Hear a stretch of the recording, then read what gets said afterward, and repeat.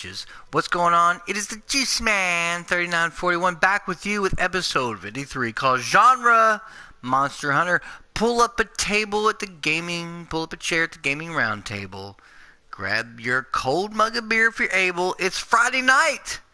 What's up, YouTube community? What's up, my subscribers? What's up, people who need to be my subscribers? Remember to hit that like button. Please subscribe to my channel. And you're watching me play a little bit of Toukiden 2. Omega Force's awesome open world Monster Hunter-like game, the sequel to Toukiden Kiwami or Toukiden the Age of Demons. I want to talk a little bit about the genre of Monster Hunter because Monster Hunter this year is coming to the PS4. It has been available on other systems overseas. On the 360, for example, in Japan, you could get Monster Hunter. There was a variety of that, but Monster Hunter has primarily been a Nintendo kind of thing where you could buy Monster Hunter Ultimate on the Wii U, and then of course Monster Hunter 3 on the Wii, and you had these variety of different things that you could do in the game. But Monster Hunter has turned into its own genre. Now, for those who do not understand what the series is really about, Monster Hunter type games are, which Monster Hunter kind of started, are games where it is roleplay, but on a different kind of a vibe. You actually don't necessarily gain levels, but you gain abilities and you gain monster parts by killing monsters and gaining their parts to increase your weapons and create better armor, better weapons, better things all the way around. Toukiden, actually, to me, Toukiden Kiwami improved upon Capcom's Monster Hunter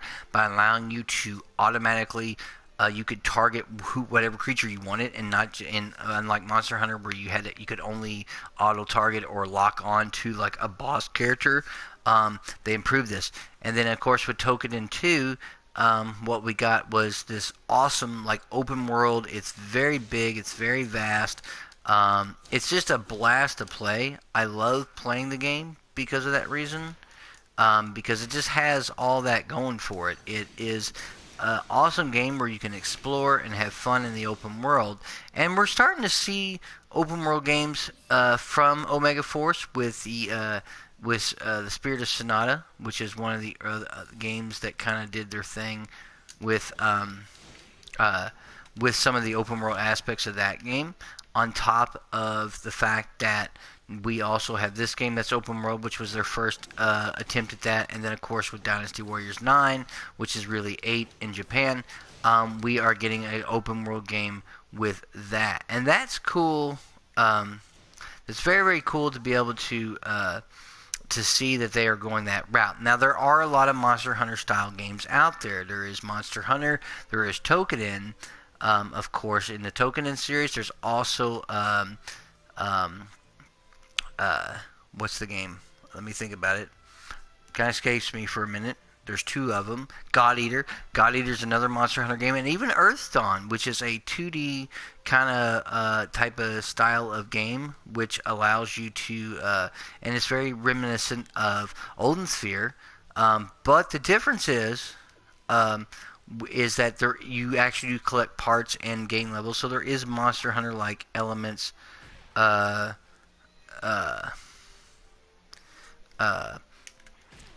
Interesting kind of elements that do have Monster Hunter-like qualities. There's also another game coming out very soon that's made by the people who make God Eater that takes place in a more gothic kind of style kind of thing, and it's also a Monster Hunter style game. This is it's not really necessarily a new genre as far as like, because these type of games have been around for a while, but it has been around long enough where now this is turned into a new kind of style of game, and I like the fact that it is a genre that I really fell in love with. I bought a Wii U, a few years ago.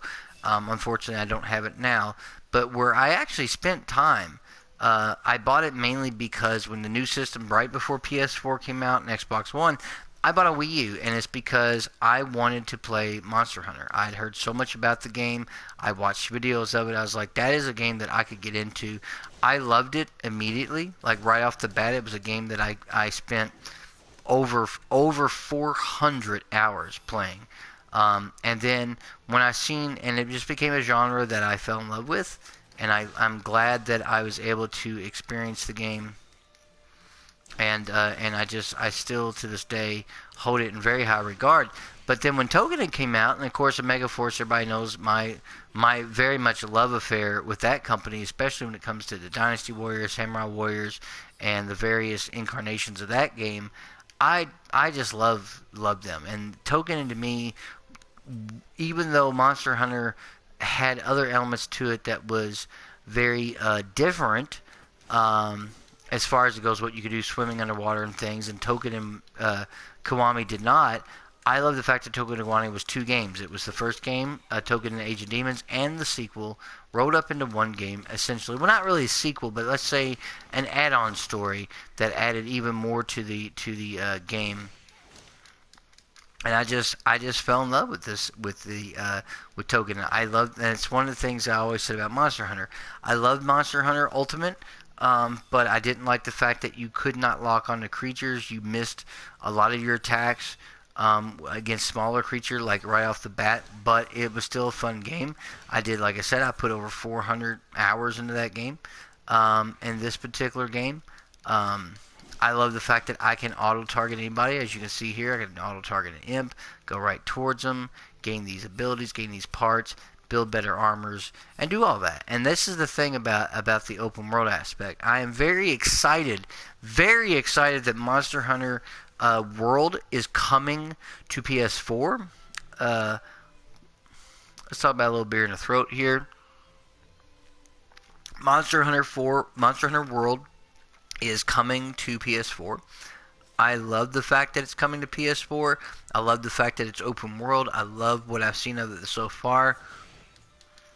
I am so looking forward to it, to playing the actual game itself and seeing what all is what's involved.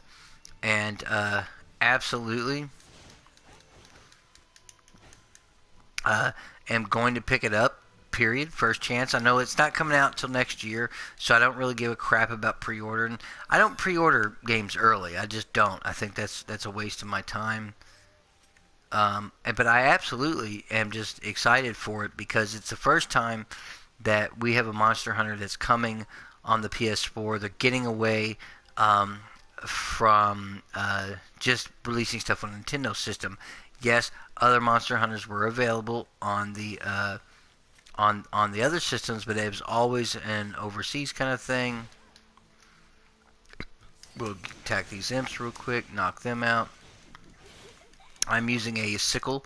One of the things that makes this game really good in anything in the Monster Hunter genre is the fact that Monster Hunter, this new semi-old kind of genre, is the fact that it's a different style of game. It's a different kind of game, all the way around.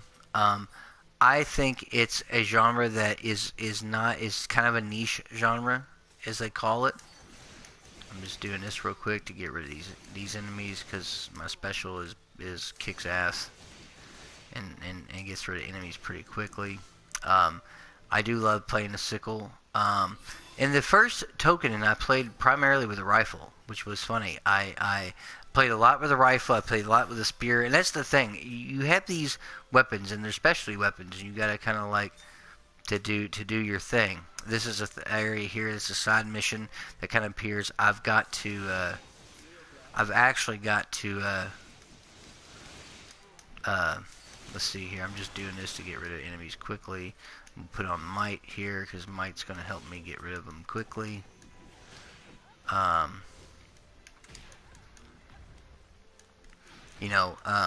I'm just kind of like dying here quite a bit. This is no good. I'm getting attacked over and over. And again, one of the things about this game too that I realize is when you play this game at night, enemies are tougher. They are more aggressive, which is kind of weird. I don't know why they designed it that way, but that's the way they designed it. It's all good, but this is the only way to really get, to get your to get your materials to attack. See what I mean? Like these fucking imps just wear me out with their bullshit, and you're just constantly getting attacked. Look at this. Look at this. Look at this crap. It is kind of difficult because when you are facing a group of enemies, that's one of the things you'll realize in Monster Hunter genre type games. You will get railroaded quite a bit. You know, you just will. You will get attacked a lot, especially in this game, because at night enemies are tougher. You got to deal with a lot of crap. You know, you may not even have time to get the parts that you want out of these enemies, that's why I'm attacking the hell out of them, trying to do what I can do to do the damage I need to do. You know, because you got to purify them like that and get their parts, and that's what you got to do. It's just part of the genre. Token 2 is kind of hard. It's not the easiest game in the world. I don't like to say that it is. I'm gonna put some might on. Try to do some damage to these guys before they attack me. I got might with my character here. It's a Mitama, or a spirit of a warrior, and I've you know, I just try to do that. One of the things is there for a while I was playing a character that uses the sword and shield. I did play a character in here that used the chain whip. I still love the chain whip because the chain whip it's like using this weapon here, except it's just straightly a whip. It's very damaging, and it has a really good range. You know, I love the range of the weapon more than anything. And but the sickle and chain is nice because you get both range, you get both melee and close range attacks, and you can do a lot of interesting things with it. And I love the fact that I can sit here and just pound on these guys. Let's put on precision. That allows me to do precision basically allows me to do a lot of critical attacks. You almost always get a crit on your attack, and I'm just trying to. These only appeared here, and you got to purify this area. I don't know who's left. Did the best I can, trying to get past it. Earlier on, there was a character here, and you can like rescue them. And again, the open world aspect of this game is really great with the day and night cycle, and I love the fact that this was included. And most Monster Hunter games are not designed like this. This is the first that did it. I'm glad to see that they're now adopting this more. I'm just kind of messing around in the open world. I'm not on any particular mission. You know, I'm not trying to get past anything particularly. I'm just trying to like kill some creatures, earn some parts, because you need this to make weapons and equipment. And in this game, you can enhance your weapons, make them better, stronger, faster, whatever you need to do. And I like the fact that this is that it is like this, where you can just kind of go out and fight and hunt. And where most Monster Hunter style games like usually break up the map into sections, like in God Eater, things are sectioned A, B, C, D, or in Monster Hunter, or in Token and Kiwami, it was like Section 1, Section 2, Section 3, and even Dynasty Warrior Strike Force, which is an old game, actually took some concepts from Monster Hunter using the same kind of, you know, areas 1, 2, 3, 4, whatever, and did that, and that was cool that they did that. You know, that's what they did, and I love the fact that Dynasty Warrior Strike Force took a lot of cues from Monster Hunter style game with its gathering materials, building better weapons and stronger stuff. And I had played Strike Force, not ever knowing about Monster Hunter, and then realized, you know, years later that that's basically what they borrowed it from. It was nice. So I'm gonna go over here. For right now, there's a little camp over here that I can go to, and it's a little safe place. We'll skip all these fights here because it's like hell with it. I'm kind of done fighting these guys anyway. I gotta get up here. I got my demon arm. Boom, get up there. That's kind of cool. That chest there, by the way, you can actually put chests in there. And as you can see, I retained a ceremony on him. That's somebody that put that there. That's another. And even though I'm playing the game offline, those chests are there. People can put stuff in them. and that's kind of doing. It's a really cool concept that you can, if I find a weapon or something that I don't want to use, I can put it in the chest, and somebody randomly online can just pick it up. It's kind of nice. Like, they did a good job on that, and this is what I was looking for right here. So I can go back to town pretty quickly. Do a little prayer here. Monster Hunter genre games, by the way, guys, they're just some of the funnest. They're just some of the funnest games. Honest to God, like, they're just so much fun to play these type of games. If you're playing God Eater, if you're playing Monster Hunter, if you're playing Earthdawn, if you're playing Toukiden, there's not a whole lot of games that follow this type of style of going out, collecting monster parts, fighting stuff, missions, and building better weapons and better armor based on that. And I love this genre because it is so different. It encompasses action, it encompasses role play. You fight hordes. There's interaction. There's story, NPCs. It's just such a good game, and I'm very very pleased with the whole with the genre in general. I think it's an excellent game. And let's look at this. Let's look at this. I got a helmet, the ceremonial helm, which is not real great. I'm gonna sell it. I don't need it. I just don't. So I'm gonna sell it. I'm gonna sell armor, ceremonial helm. Gonna get 100 for it, which is fine. Actually, I'm gonna check and see if he's got any weapons I might need. Like, he's got this saddle dive. See, now I lose a little bit of attack, but I can actually, like, instead of crafting it, I'm going to equip it, and then I'm going to sell my very first weapon, which is the Great Chain and Sickle. Boom. And now I'm just going to be says I need to equip a boost, and let's equip the Rage, Luminescent, attack by using Luminescence, Leech, Amplify, Lightning Charge. We'll just do Might and Rage, and we'll do that. And now I have a newer weapon that I bought. I did lose a little attack, but it is more dexterous. But what I can do, and again, one of the things about Monster Hunter genre is you can fortify weapons, refort, create. You can make them stronger. So let's make this stronger. I'm going to increase its attack to put it up to where my other one was.